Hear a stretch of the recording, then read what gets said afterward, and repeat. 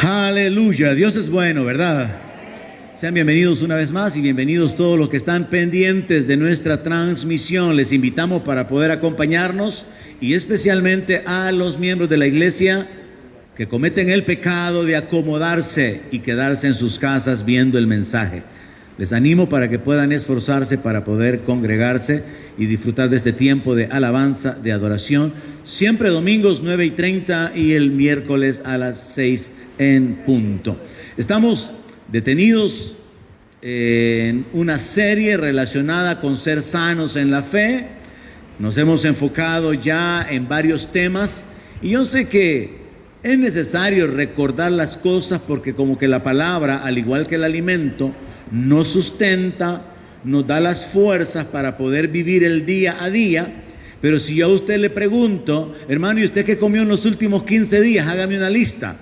Difícilmente usted se va a acordar que comió hace 15 días, el domingo, hace 14 días, luego el lunes, luego el martes, luego el miércoles, pero usted está vivo por lo que comió.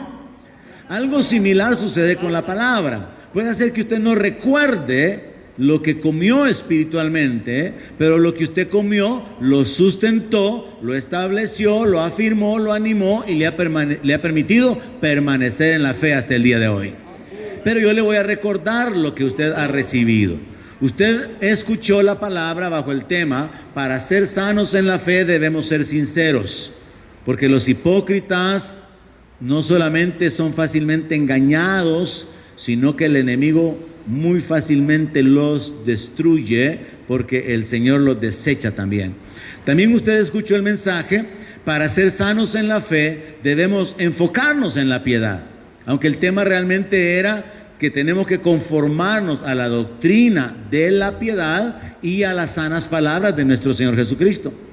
Es decir, que para poder ser sanos en la fe, nosotros tenemos que tener como fundamento de enseñanza lo que Jesús enseñó y toda la predicación, la enseñanza relacionada con la piedad. Es decir, con la misericordia, con la santidad, la verdad, la justicia, el temor de Dios.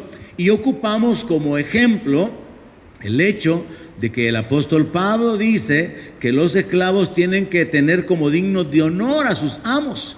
Un ejemplo extremo de honra, de obediencia, de servicio, de preferencia, y todo eso es parte de la vida piadosa.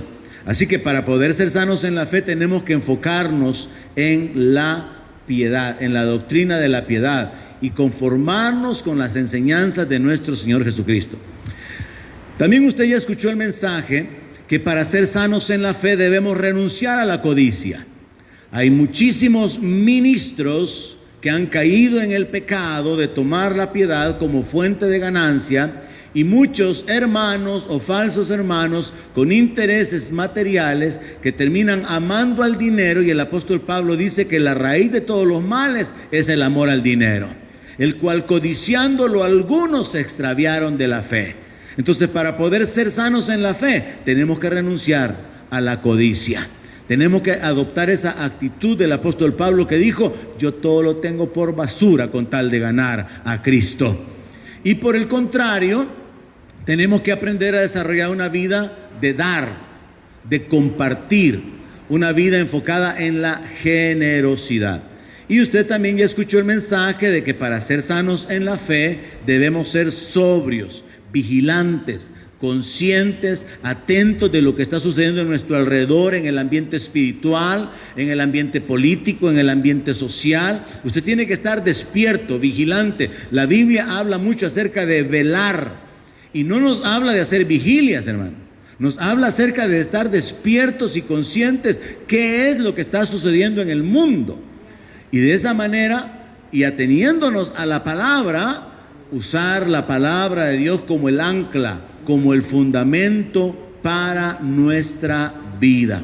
Y ahora quiero enfocarme mucho más en la palabra de Dios como el fundamento de nuestra vida, porque yo quiero retarle.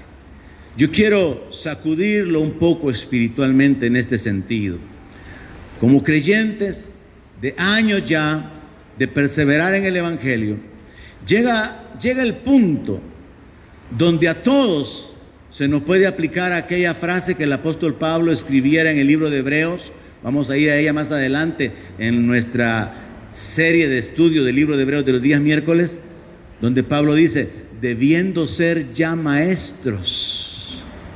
Yo aquí quisiera ponerle así por nombre, ¿verdad? Mira, ya debería de estar enseñando la palabra, debería de estar predicando la palabra, debiendo ser ya maestros.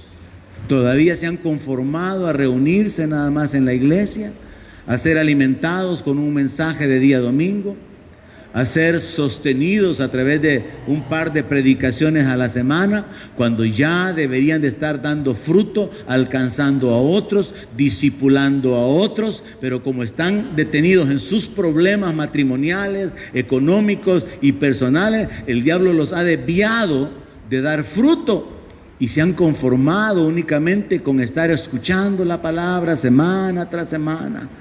Así que yo quiero comenzar con esa frase. Yo veo aquí delante de mí a varios que ya deberían de ser maestros. De nosotros se dice, y a mí eso no me causa mucho agrado, es que esta es una iglesia que conoce la palabra, esta es una iglesia que está bien nutrida con la palabra y esto y lo otro. Y en parte es verdad si lo comparamos con otras congregaciones donde la predicación es tan, ¿qué podría decir? Tan falta de contenido de la escritura, donde tal vez el enfoque es más emocionalista, de mover a la gente en una efervescencia de un momento. Pero por el otro lado, ¿qué tan cierto es que somos una iglesia llena de la palabra? Porque el que conoce la palabra, vive la palabra. El que conoce la palabra, la hace. O sea, no es simplemente un asunto de que aquí tenemos o estábamos funcionando con el ministerio de enseñanza y que esto es un semillero y que aquí esta iglesia hasta da miedo predicar, como algunos amigos que yo invito dicen, varios han dicho eso, ustedes saben. No, es que venir a predicar aquí, dicen, es de cuidado porque ustedes conocen la palabra. Y yo en mis adentros, ¿verdad? Si la conocieran, estuvieran evangelizando todo el centro de San Salvador. Si la conocieran, estuvieran ganando almas en sus colonias. Si las conocieran, estuvieran ministrando, sirviendo en otras áreas, echando fuera demonios, imponiendo manos sobre la gente. Yo, ¿verdad? Pero yo solito, pero eso solo yo lo sé, usted no lo sabe. Entonces, hay que analizar este asunto. Y espero que ahora usted pueda, por el Espíritu Santo, ser confrontado con relación a esto. Para ser sanos en la fe, mis amados hermanos, tenemos que usar bien la palabra. Ese es el tema de hoy. Para ser sanos en la fe, debemos usar bien la palabra. Segunda de Timoteo, verso 14 hasta el verso 18 es la base que quiero utilizar. Y el apóstol Pablo habla de 4 cosas sumamente importantes en este texto. Segunda carta del apóstol Pablo a Timoteo, capítulo 2, verso 14 hasta el verso 18. Pablo le escribió esto a Timoteo. Recuérdales esto, exhortándolos delante del Señor a que no contiendan sobre palabras, lo cual para nada aprovecha, sino que es para perdición de los oyentes. Procura con diligencia presentarte a Dios aprobado, como obrero que no tiene de qué avergonzarse, que usa bien la palabra de verdad, mas evita profanas y vanas palabrerías, porque conducirán más y más a la impiedad, y su palabra carcomerá como gangrena, de los cuales son Himeneo y Fileto, que se desviaron de la verdad, diciendo que la resurrección ya se efectuó, y trastornan la fe de algunos. Yo tengo subrayado aquí con diferentes colores en esta porción de la palabra lo que son 4 ideas sumamente importantes que el apóstol Pablo menciona. La primera es que el creyente no debe de andar contendiendo sobre palabras, deteniéndose en discusiones que a la larga no van a beneficiar a nadie, sino que por el contrario van a causar perdición para los oyentes. Eso de contender sobre palabras es caer en discusiones religiosas, caer en discusiones sobre las diferencias, por ejemplo, en cuanto a las iglesias, diferentes opiniones o diferentes formas de pensar que no están enfocadas en la doctrina de Cristo, no están enfocadas en la sana enseñanza, sino discusiones huecas, y más adelante lo va a ir entendiendo, discusiones sobre temas que no edifican. No van a beneficiar en nada al creyente, sino que a la larga pueden causar perdición en los que oyen esa discusión. Como por ejemplo cuando algún creyente denigra a una iglesia o habla mal con respecto a un pastor en particular y lo están escuchando personas inconversas. Eso va a causar que la gente rechace el evangelio, rechace el ministerio por lo que está oyendo. Y como repito, más adelante va a entender un poco más sobre esto de no contender sobre palabras. El segundo aspecto que el apóstol Pablo menciona en este pasaje es la importancia de usar bien la palabra de verdad. Uno de los peligros más grandes que existe, hermanos, en el ambiente espiritual es que usando la Biblia se cometan ciertas aplicaciones donde hay pequeñas desviaciones, de manera que la gente no logra discernir y no logra darse cuenta que hay una falsedad en lo que se está hablando. Y entonces no se está usando bien la palabra de verdad, pero como se está hablando bíblicamente, la gente piensa que eso es correcto. Ya le voy a dar algunos ejemplos. El tercer aspecto que el apóstol Pablo menciona en ese pasaje es evitar palabras profanas y palabras vacías. Cuando dice el verso 16, evita profanas y vanas palabrerías, significa un verdadero creyente cuida su boca. La palabra de Dios dice que ninguna palabra corrompida salga de nuestra boca, sino la que es necesaria para la edificación de los oyentes. Si lo que usted va a hablar no edifica, no bendice, no lo hable. Entonces Pablo habla acerca de esto, que hay que evitar hablar palabras profanas, hablar palabras vacías o palabras mundanas. Y este es un principio muy importante que se va a estar repitiendo en los otros textos que voy a utilizar esta mañana. Porque es como que el creyente con una mente espiritual se enfoca en la palabra, se alinea en base a las instrucciones de la palabra y hasta su forma de hablar cambia. ¿Cuántos ya tuvieron esa experiencia? Que reconocen que su vida sin Cristo hablaba de una manera desenfrenada, de una manera desbocada, pero a través del evangelio, a través de la palabra de Dios, usted fue cambiando su forma de pensar, fue siendo más sobrio, más responsable de lo que salía de su boca, más cuidadoso, más prudente. Y hay algunos que todavía tienen que reconocer la necesidad de seguir trabajando en esa área. Evitar palabras mundanas y vacías, palabras corrompidas. Y luego el último aspecto que el apóstol Pablo menciona, muy importante en este pasaje, es el hecho de desviarse de la verdad. Y él menciona nombres. En ese sentido es válido, hermanos. Yo me abstuve en la reunión pasada, el domingo pasado.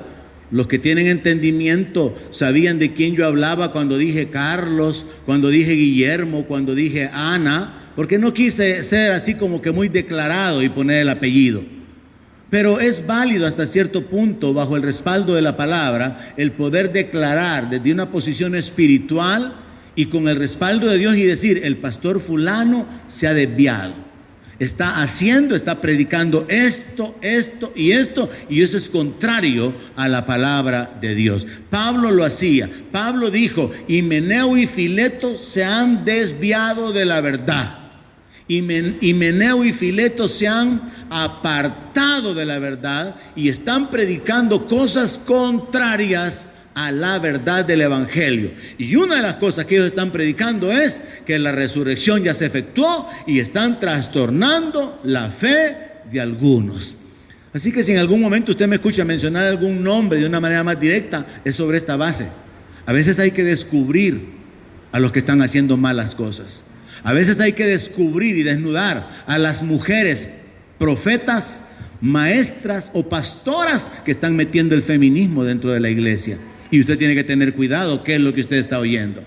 Así que sobre esta base nos vamos a enfocar y darnos cuenta que El creyente promedio que no toma cuidado, no toma ese interés de poder llenarse de la palabra y de que todo lo que diga sea realmente fundamentado en la verdad del Evangelio, puede comenzar a hablar cosas que están desviadas.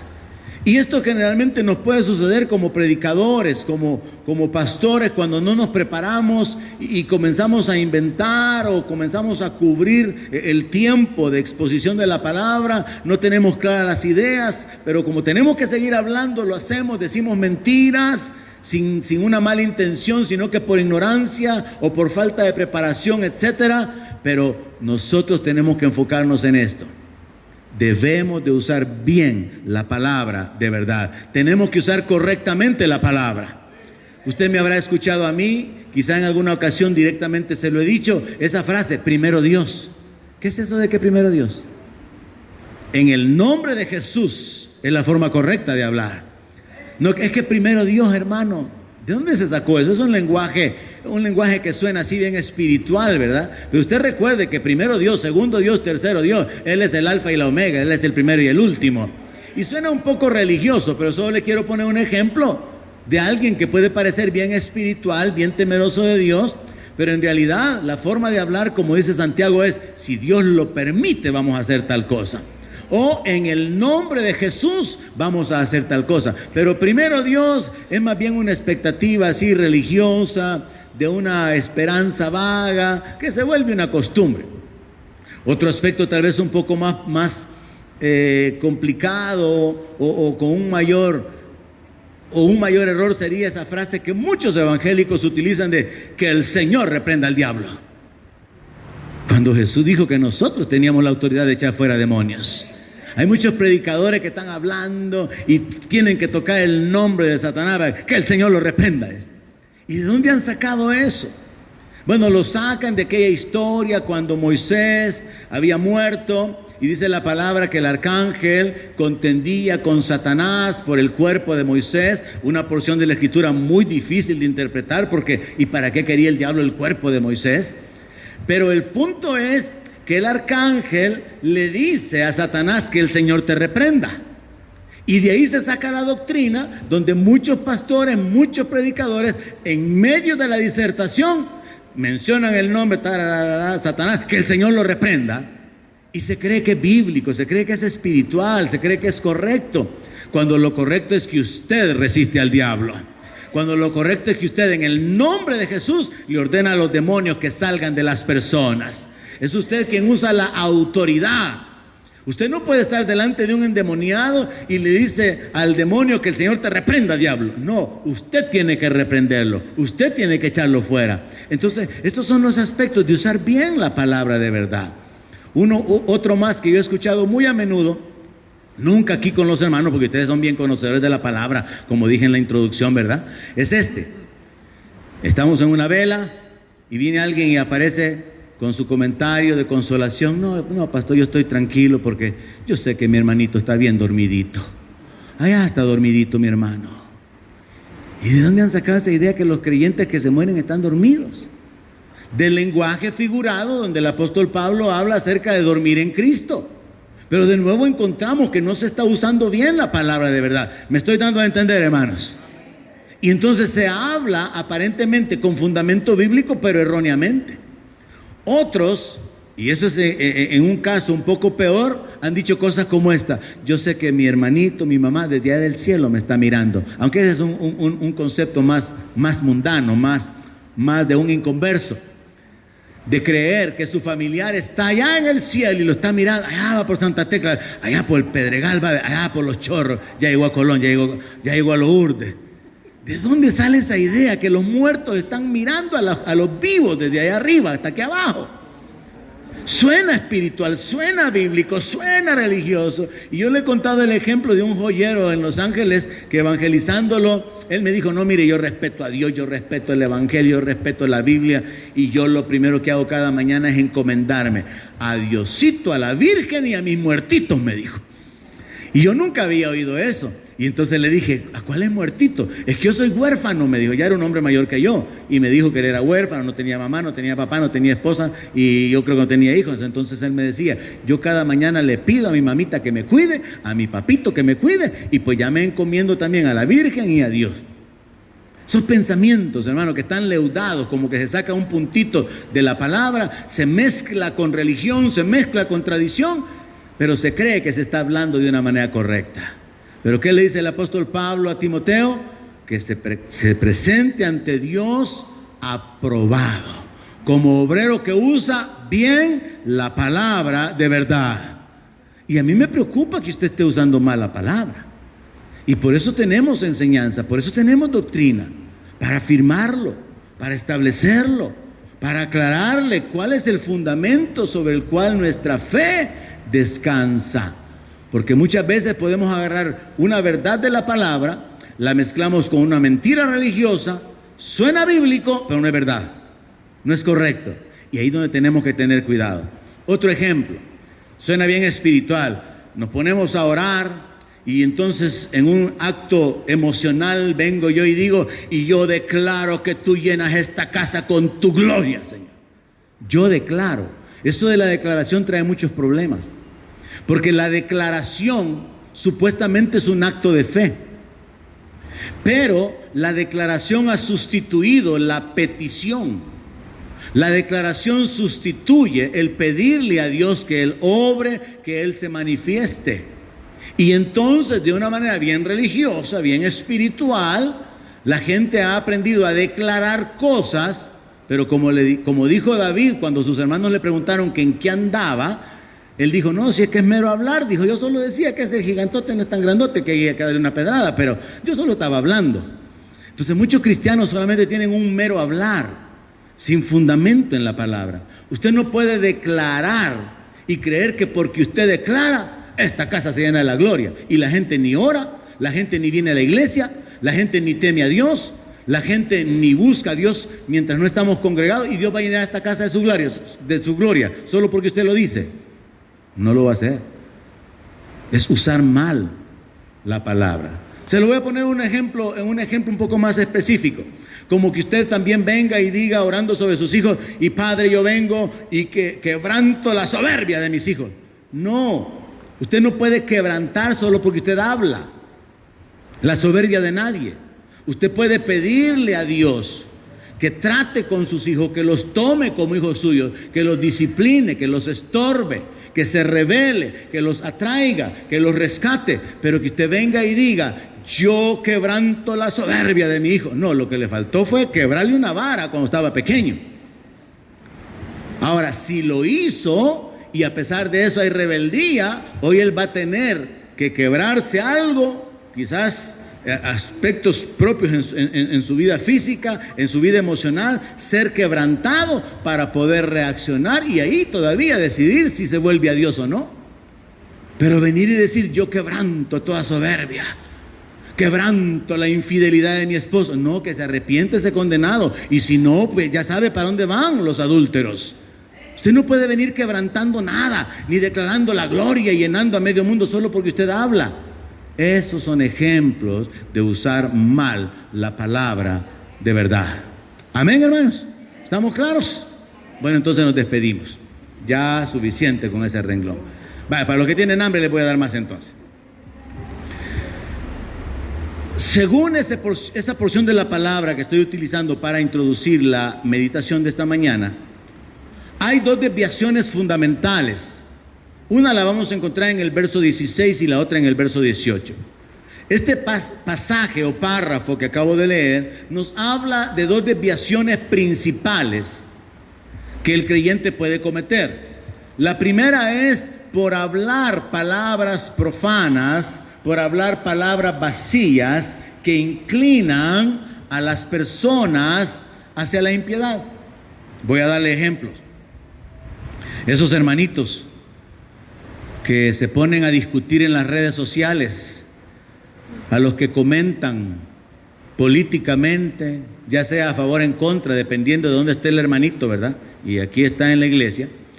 Y como no le gusta el comentario que ha leído, entonces viene y hasta pone palabras con insultos. Esas son palabras vanas. Esas son palabras profanas, huecas, que no edifican a nadie. ¿Qué hace usted discutiendo con un desconocido en las redes? Que no le gustó el comentario que había, la noticia que dieron, no le gustó lo que ahí dijeron, y usted lo va a corregir con un mensajito. No, hermano, recibe esta mañana esta amonestación. No ande perdiendo su tiempo escribiendo palabras huecas, palabras vanas, y menos insultando a la gente, porque usted no va a cambiar a nadie. Y al final eso solo lo rebaja a un nivel de una discusión donde yo he visto, me sucedió a mí particularmente cuando estuve estando en el tiempo del encierro con el hermano Edwin, desarrollamos toda la serie sobre Apocalipsis. Y hubo un montón de gente, supuestamente entre ellos algunos cristianos, haciendo comentarios, maldiciendo, insultándome por la posición de la iglesia siendo arrebatada. Hubo un par de ellos al que yo tuve que confrontarlos con la palabra. Hubo uno al que le escribí, por ejemplo: ningún hijo del diablo tiene la autoridad para venir a insultarme ni a contradecir la palabra. Absténgase porque le va a venir juicio. Pero uno puede caer, hermano, en una condición bien carnal y seguir de tú a tú, y te digo y me decís y te vuelvo a contestar y esto y lo otro. Entonces, de eso es de lo que estoy hablando, que tenemos que evitar. Yo le animo esta mañana para que deje de andarse fijando en lo que escriben en las redes, ya sea político, ya sea social, ya sea económico, para andar contendiendo y para andar comentando, porque al final usted no va a corregir a la gente con los comentarios que haga. Y eso es lo malo de las redes, ¿verdad? Que aunque usted crea que yo no lo veo, como usted es amigo de otro amigo de otro amigo, me llega a mí lo que usted escribió.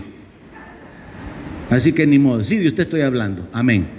Amén, sí, arrepienta, golpes el pecho, sí, también de usted. Ok. Luego también, aquí entran los hermanos que usan palabras corrompidas en sus pláticas. Un creyente tiene que cuidar su vocabulario, hermano. Hay hombres, y particularmente eso es un problema de hombres, porque a veces como que se siente que el hombre tiene que hablar así, ¿verdad? Un poco macho, para hacer sentir su presencia. Y entonces se ocupan ciertas palabras ahí bueno, usted nunca me ha oído a mí usar ciertas palabras, algunos otros predicadores las usan, pero eso es parte precisamente del perfil en el cual tenemos que mantenernos. Hay ciertas palabras que en el calor o en lo que se puede considerar normal de nuestro lenguaje autóctono se utiliza, ¿verdad? En lugar de decir lo metió, dice de otra manera. En lugar de decir lo golpeó, dice de otra manera. Y ya están pensando mal, ya ven, ahí está la mente, ¿verdad? ¿Cuál palabra? Ah, está, dice. Y entonces el hablar las palabras corrompidas según la palabra de Dios es una instrucción de la cual nosotros tenemos que abstenernos. Pero hay hermanos que usan esas palabras en sus pláticas. Otro error, y mucho más grave, es los que bromean con la unción. No es que por la unción que yo tengo a vos te está pasando tal cosa, y se ponen a bromear con la unción. O que ya por la unción voy a orar por tu gordura para que se te quite, y caen en pláticas y comentarios, hermano, vanos, que suena aparentemente gracioso, chistoso, pero que no edifica, no es de bendición. Entonces aquí el apóstol Pablo dice de que las pláticas vanas, las palabras profanas van inclinadas hacia la impiedad. Otro más grave, el de algunos hermanos, y esto sí yo lo he oído, que se ríen o hacen chiste de los que están muertos. Y eso es una falta de consideración de esta manera. Allá está bailando con Michael Jackson en el infierno. Un verdadero creyente tiene que tener tal sensibilidad en su corazón que no juega con eso, porque eso es serio. Eso no es una cosa de broma, hermano. Hablar del infierno, hablar de los muertos, de los que están condenados, y decir, no, o sea, ya se está dando cuenta de que realmente puede vivir la vida loca. Y se hacen comentarios de ese tipo.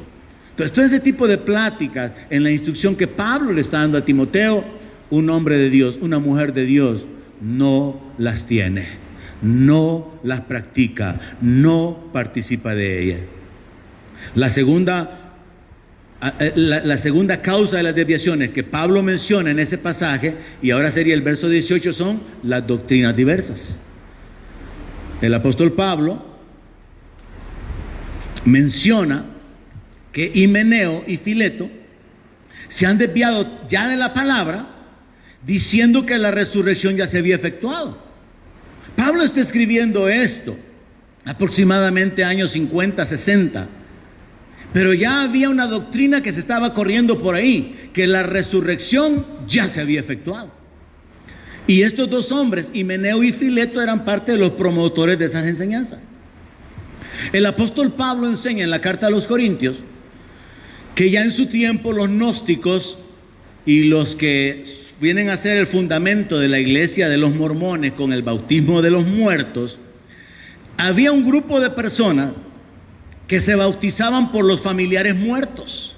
Y Pablo tiene que corregir la doctrina, porque la primera forma de desviarse es por las palabras profanas y el palabrerío, y la segunda forma de desviarse es por las doctrinas erróneas. Y Pablo tiene que corregir que es un error bautizarse por los muertos.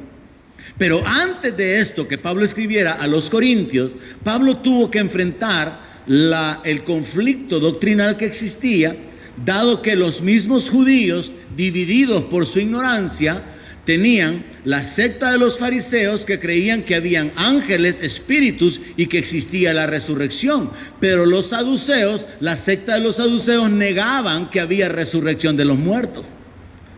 Entonces Pablo viene y él enseña la doctrina de la resurrección, Cristo, las primicias, luego los que son de Cristo. El apóstol Juan en la Revelación explica que 1000 años después habrá una segunda resurrección, la resurrección de condenación. Entonces, bíblicamente hay una doctrina con respecto a la resurrección. Pero en los tiempos del apóstol Pablo, él tuvo que bregar, él tuvo que aclarar que no era correcto bautizarse por los muertos. Tuvo que aclarar que sí hay resurrección de los muertos. Y en este punto de la historia, tuvo que oponerse con la misma palabra, enseñando que la resurrección no se había efectuado. Entonces vea, un solo tema, diferentes desviaciones, diferentes corrientes, y eso es lo que ahora como iglesia estamos viviendo en una etapa peor que nunca, porque se han acumulado todas las corrientes doctrinales. Entonces las doctrinas diversas, hermano, son las que causan que el creyente se desvíe. Primero las pláticas, pero aquí ahora las doctrinas, las enseñanzas.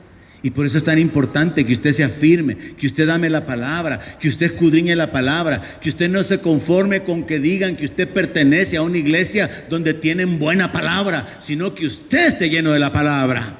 Y no solamente lleno de la palabra, sino dando fruto con la palabra.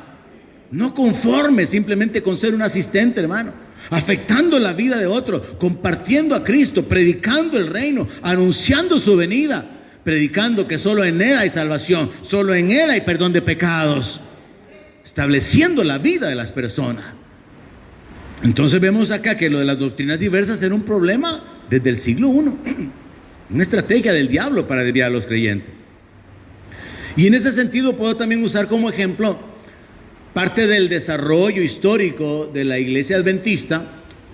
Incluye el gran error adventista, tiene que ver con esperar la venida, y uno de los errores más grandes que están dentro del registro histórico de la iglesia adventista es que sus líderes, bajo una interpretación de las 2300 mañanas y tardes de Daniel, sostuvieron que Jesucristo iba a venir en 1844. Y comenzaron a proclamar: Jesús viene en 1844. Ya se interpretó la Biblia, ya se hicieron los tiempos, ya se aclaró escatológicamente todo lo que se le fue revelado a Daniel. Así que en 1844 Jesús viene. Y Jesús no vino. ¿Qué hicieron cuando Jesús no vino? Reinventaron la doctrina y dijeron: es que vino, pero vino invisible. Vino, pero vino a purificar el santuario, pero sin que nadie lo viera. El hombre de Dios, la mujer de Dios, tiene que usar bien la palabra de verdad. Y a Jesús le preguntaron acerca del establecimiento del reino. A Jesús le preguntaron sobre los tiempos, y él dijo de que el Padre tiene en su sola potestad las cosas, y que ni aun el Hijo sabía. Sí podemos saber el ambiente, porque Jesús habló de las señales, pero nadie puede poner una fecha o un día. Pero muchos lo hicieron. porque no usaron bien la palabra de verdad. Entonces ellos, aunque tienen ese mal precedente, han seguido proclamando la venida de Cristo, y uno de sus líderes últimamente, en un video, proclamó que él admira a María, Madre de Dios, y que él está de acuerdo, un pastor de apellido Bullón, que él está de acuerdo con que los católicos le recen, porque qué mujer más virtuosa. Y comienza a hablar acerca de que Dios no escogió a cualquier mujer, escogió a una doncella, una mujer bienaventurada, y es cierto, será llamada bienaventurada por todas las generaciones, una mujer única entre todos los millones y millones de mujeres. Pero se desvió hasta el punto de sostener que él estaba de acuerdo con que los católicos le pidieran a María. Eso ya no es usar bien la palabra de verdad, porque María no es omnipresente, porque María no puede escuchar las oraciones de nadie, los rezos de nadie, el clamor de nadie. Pero bajo aquel argumento de que es que a Jesús, María fue quien le dijo que faltaba el vino, se va torciendo la palabra y se ocupa eso como un argumento para decir, es que María es la mediadora para llegar a Jesús. No, usar bien la palabra de Dios es, Jesús es el camino, la verdad y la vida, y nadie llega al Padre si no es a través de Él. Eso es usar bien la palabra de verdad. Pero, como repito, el aspecto de las doctrinas es una de las áreas más difíciles. Porque si la doctrina es errónea, pero tiene Biblia, el creyente promedio se la va a comer al no haber sido diligente. Yo recuerdo en una ocasión, fui a comer a la casa de una hermana que aquí está y me está viendo ahorita, y me sirvió una comida que qué rico. Y hermana, ¿y esta qué carne es? No es carne, me dijo, es sustituto de carne. Yo sabía, mi mamá me hacía de esa comida, creo que se llamaba protemás, y era una carne vegetal. Pero la hermana la había preparado de una manera que si yo no le pregunto y ella no me aclara, yo me hubiera quedado buscando dónde venden de esa carne. Y no era carne. Entonces, eso es lo que sucede muchas veces con la vida del creyente. Se están comiendo algo que creen que es la carne de la palabra. Están comiendo lo que creen que es la leche espiritual no adulterada. Pero igual que el cieguito que le vendía la leche a mi mamá, ya estaba adulterada. El cieguito se escondía en una esquina antes de llegar a la casa y allá le echaba agua al cántaro de leche. Y cuando ella llegaba donde nosotros, la leche llegaba rara, pero nosotros no sabíamos hasta que un día yo vi al cieguito. Mire, hermano, el hecho de que alguien tenga limitaciones no quiere decir que es bueno. Todos somos pecadores, ¿verdad? Y usted que mira, más peca todavía. Entonces, volviendo al asunto de las doctrinas, caemos en esas corrientes donde hay algo leudado del evangelio, con un poco de religión, con un poco de tradición, con un poco de filosofía, y el creyente promedio se lo come, lo acepta. Amén, gloria a Dios. Y es por eso que tenemos un problema tan grande en el área de la confusión espiritual. Porque como el creyente no ha sido diligente, y cuando digo el creyente, entiéndase usted, el creyente no ha sido diligente en conocer exactamente la palabra, así como con Apolos, elocuente, conocedor de las Escrituras, pero Priscila y Aquila tuvieron que sentarlo y decirle, mira, eso del bautismo no es así, hombre. Le tuvieron que corregir la posición y el conocimiento que él tenía para que él hablara de una manera más certera, más exacta sobre cuál era el camino de la salvación y cuál era la sana doctrina. Después de que Priscila y Aquila alinean a Apolos, Apolos debió haber tenido un ministerio mucho más poderoso, porque ya era elocuente, ya era fervoroso de espíritu, ya era diligente en hacer la obra de Dios, pero no conocía exactamente la palabra. Entonces usted no tiene que conformarse, hermano. Y yo quisiera, dirigiéndome a los hombres esta mañana, haga de caso que estoy hablando solo con usted. Usted debería levantarse, hermano. Ya deje de mirar para abajo como el avestruz, su trabajo, su negocito, su empleo, venir a la iglesia y eso es todo. Usted debería anhelar la palabra, llenarse de la palabra y llevar esa palabra a otros, afectar a otros, libertar cautivos, sanar a los enfermos, dar esperanza a los que están con el corazón quebrantado. Levántese, hermano, con la palabra de Dios usted lo puede hacer. Atrévase, hermano, a hacer las cosas que hasta el día de hoy ha dejado para que otros la hagan. Ir a orar por los enfermos, hacer discípulos, hacer una reunión en su casa, discipular a su vecino. Comience con uno, nada le cuesta. No espere que se haga un programa de evangelismo por las calles y que tengamos panfletos para ir a repartir. Vaya donde el vecino, vaya donde la vecina, dígale que estamos aquí, háblele de Cristo, compre un jugo, compre una soda y háblele a la gente de Jesús. No espere que se haga un programa. No espere que tengamos un programa de ayuno y de oración para venir a orar. Es que como el pastor no nos convoca, yo con las ganas de ayunar y no ayuno porque el pastor no convoca. No, hombre, arrepiéntase. No, si calladitos se quedan cuando se portan mal. Volvamos entonces a la palabra. El cuidado de la doctrina, hermanos, es tan importante. Porque por causa de no usar bien la palabra de verdad, surgió la corriente doctrinal de la fe en Jesús, que es el bautismo en el nombre de Jesús el que salva. Y todos los demás que fuimos bautizados en el nombre del Padre, del Hijo y del Espíritu Santo, somos hijos del diablo. Así abiertamente lo sostienen. No están usando bien la palabra de verdad. Porque nosotros hemos entendido que Jesús mandó a los apóstoles a hacer discípulos a todas las naciones. Y en todas las naciones ellos tenían que establecer el discipulado sobre el fundamento de enseñar sobre el Padre, Hijo y Espíritu Santo. Pero luego en el libro de los Hechos vemos a la gente bautizándose en el nombre de Jesús. Porque al final no es la fórmula la que salva, es la fe en Jesucristo. Somos justificados por la fe y el bautismo es un acto de obediencia. Y ya sea que se bautice usted en el nombre de Jesús, que es el Señor, o en el nombre del Padre, del Hijo y del Espíritu Santo, porque así lo dijo Jesús, usted es salvo, porque ha puesto su fe en Jesucristo, no por el bautismo. Pero aquí otro ejemplo de usar mal la palabra, de las corrientes doctrinales que tienen Biblia, pero están mezcladas con una interpretación privada. Otros por ahí andan con la locura, que tenemos que volver a las raíces judías, y que tenemos que guardar el sábado. Si los judíos en su ignorancia mataron al Señor. Usted no necesita saber hebreo para entender la Biblia. Usted necesita orar para que Dios le dé sabiduría y entendimiento. No aprender hebreo.